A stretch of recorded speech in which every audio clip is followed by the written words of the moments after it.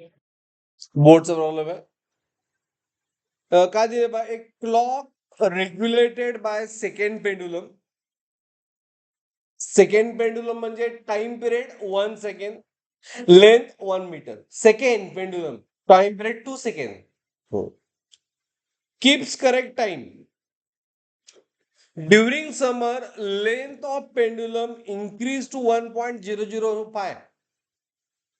How much will the clock gain or lose one day? Okay, जी आणि पायची value दिले. तर सेकंड पेंडुलम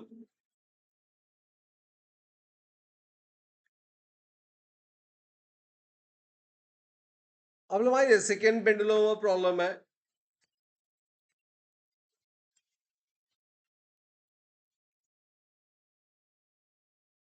ह्याचा टाइम पिरियड किती असतोय? 2 second. Fix, not approximate. Less approximate 1 metre, but useful नाही आहे. And we know that during summer काय दिलंय?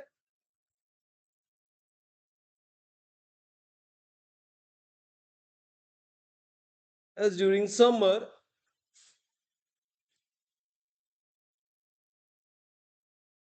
लेंथ इन्क्रीज टू, म्हणजे L1 म्हणूया आपण याला, 1.005 झाली.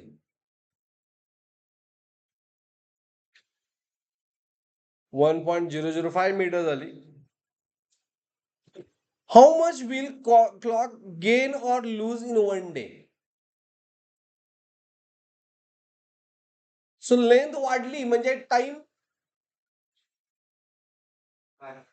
टाइम जास्त लागला, म्हणजे गेन घेतला काय, लूज झाला.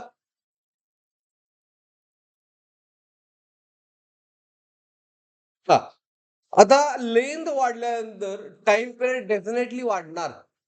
म्हणून न्यू टाइम पिरियड फाइंड करूया. पहिल्यांदा न्यू टाइम पिरियड फाइंड करूया. फॉर्म्युला काय टाइम पिरियडचा? 2 पाय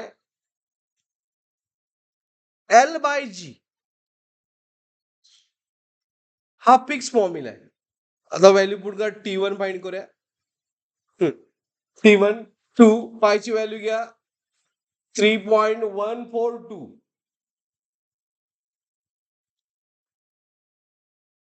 ओके. लेंथ दिले 1.005. लॉग टेबलला कसं करायचं तुम्हाला मी सांगितलेलं आहे ऑलरेडी. रोज आपण ते करून वेळ घालू शकत नाही. आणि त्यामुळे बाय कॅल्क्युलेशन T1 आलं.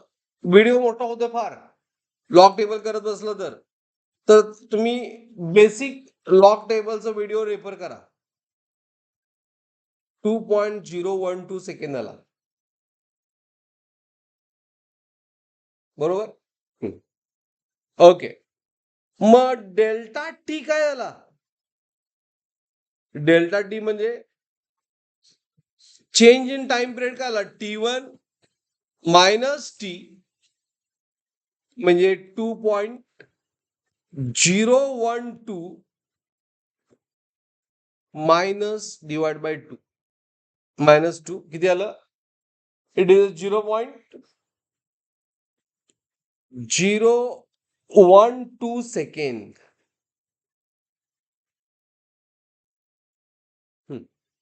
अंडरस्टूड? आता time period delta T find केला, बट लूज काय गेन?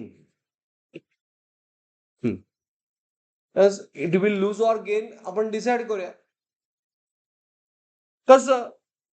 टाइम पिरियड म्हणजे काय? Time required to complete what? One oscillation.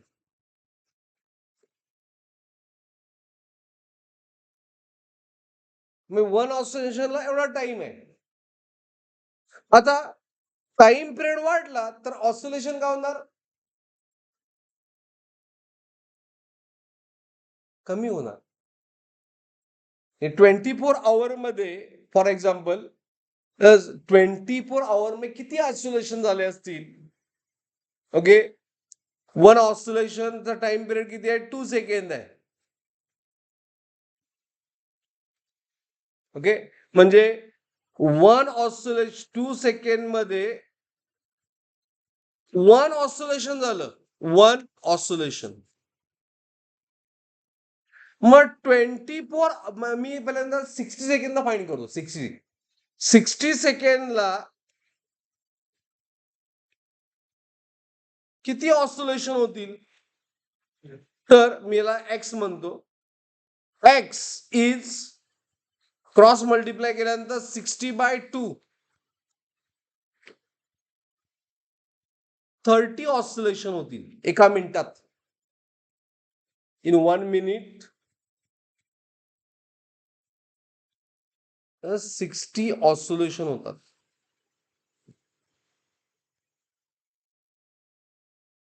म्हणजे कसं काय फाईंड केलं आपण? इथं 60 बाय टाइम पिरियड.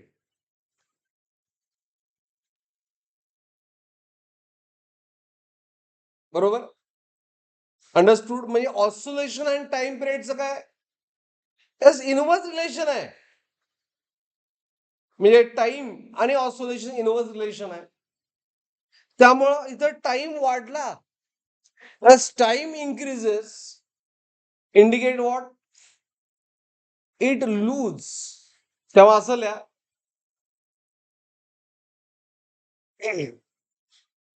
काय विचारलं त्यांनी? How much clock gain or lose in 1 day?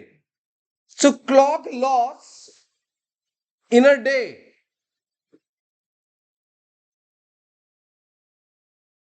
Loss in a day हे तुम्ही असं लक्षात ठेवा. काय हे लॉजिक? असा प्रॉब्लेम विचारलं तर असं काय फाईंड करणार? Delta T into 24 hours. नाही, काय झालं यामध्ये?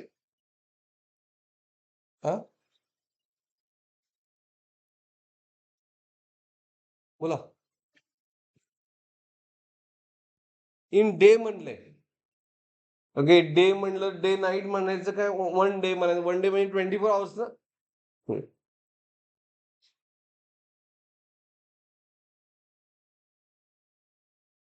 फॉर्म्युला तुम्ही लक्षात ठेवा.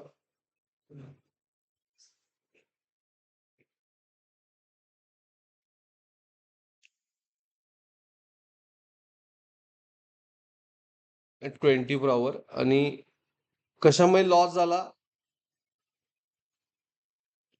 सिंपल पेंडुलमच्या टाइम मध्ये, म्हणून डिवाइड बाय टी. हा फॉर्म्युला तेवढं लक्षात ठेवा. टाइम पिरियड कमी झाला तर गेन, आणि जास्त झाला तर हा फॉर्म्युला तेवढं लक्षात ठेवा. मग डेल्टा टी किती आहे आपला? 0.012. 24 आवर्स म्हणजे 24 आवर्स मिनिट 60 आणि मिनिटचं second 60 divide by time period 2. हा फॉर्म्युला तुम्ही लक्षात ठेवा. एवढा लॉस झाला कशामुळे? टी मध्ये, म्हणून डिवाइड बाय टी असते. आणि दिस विल बाय कॅल्क्युलेशन येते 518.4 सेकंड. टाइम पिरियड वाढला की काय होतं की टाइम कमी लागतोय, एवढा लॉस झाला. 24 आवर पेक्षा कमी जास्त टाइम लागणार, लॉस झाला. बरोबर आहे की नाही? एवढे ऑक्सिलेशन झाले की आपण काय म्हणतो की 1 दिवस झाला, पण टाइम पिरियड वाढलाय, त्यामुळं लॉस. हे लक्षात ठेवा. ह्यामध्ये इम्पॉर्टंट दिस फॉर्म्युला. हा फॉर्म्युला फक्त इम्पॉर्टंट. कसा आला विचार करू नका, लक्षात ठेवण्यासारखं नाहीच आहे.